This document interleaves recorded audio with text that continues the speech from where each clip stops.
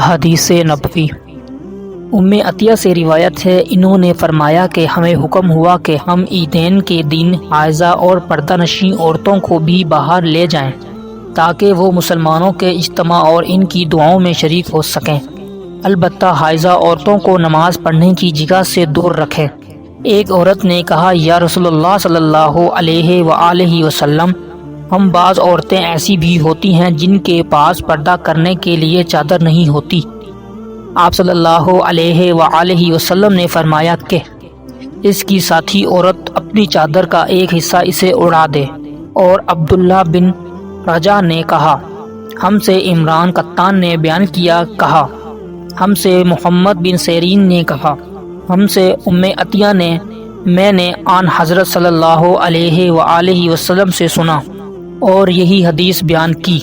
صحیح بخاری حدیث نمبر 351۔